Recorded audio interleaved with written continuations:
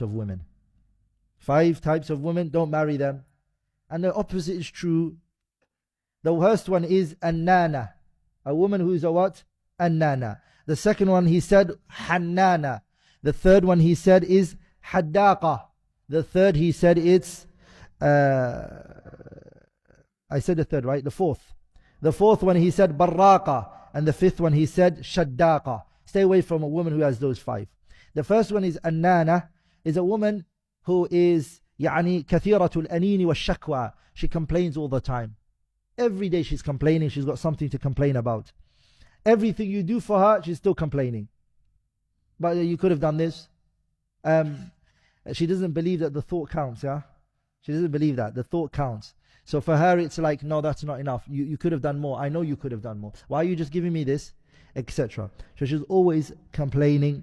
Whatever he says and whatever he does for her, you've not done enough. So that's the first one. Stay away from a woman who's like that. Hannana. Hannana is a woman who's always saying, I could have done better than you, brother. She says to the husband, you held me down while I was young. Allah Marik. I had options in front of me. I could have been married to this type of man, and I could have been married to that type of man. And she's always saying this to her husband. And she's always wishing for another situation. Don't be married to a woman like that, he said. The third one he said is a Haddaqa. Haddaqa is a woman who's always, her eyesights are directed at other things. So she goes to her friend's house, she comes home and she says, our house is the worst house. You've not put enough furnitures for us in the house. She goes, everyone's life and everyone's situation is the best and our one is the worst. So she always wants more. Her eyes is always at other things. But they've got better sofas than we do. But they've got a better, mashallah, house than we do. And etc. She's excessive in that. No, brothers, by the way, these terms can be present in a woman, but in a very moderate manner. Okay? Some of these have to be there and makes a female, right? But it's when things go out of the norms. Okay? It's when it goes out of the norms and the hudud. The fourth one is al-barraqa.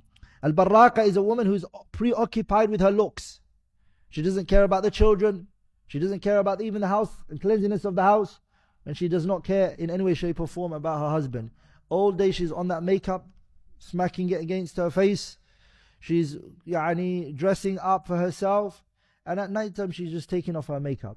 She's barraqa. All she wants is glamour and glitter for herself. She's calling her friends. She's meeting up with her friends. Her image, her personal image and the way she looks is the most important thing for her more than her children and her husband and her marriage and her family. And last but not least is ash-shaddaqa. Ash-shaddaqa is a woman who doesn't stop talking. She's always talking. The man says, can I say something? She's carrying on talking. He said, have you finished? No, I've just started. And she's going on, and he's always in a struggle to just get a word or two in. And those things you can tell from the beginning. Before you get married, if you're getting essays, 7 pages essays, okay, through the email, or if you're in a WhatsApp group with her brother and she's sending, she's got a lot to say, choose a wife who speaks less, okay, and doesn't talk much, okay. And by the way, some people might like this quality. Some brothers might be like, I was looking for this. Whatever rocks your boat, brother. If you like it, alhamdulillah. If it brings you sakina, min ayati an khalaqa lakum min anfusikum azwajan litaskunu ilayha. If this brings you sakina, that was an objective, alhamdulillah. Okay? I just don't want people to hear this stuff and go home and then say to their spouses and their partner, subhanallah, the Shaykh told me I should leave you. I didn't say that. I'm just mentioning these traits. If that's there and it keeps your marriage going, then it's good. And this is something we need to understand, brothers. All marriages are not the same. All marriages are not the same.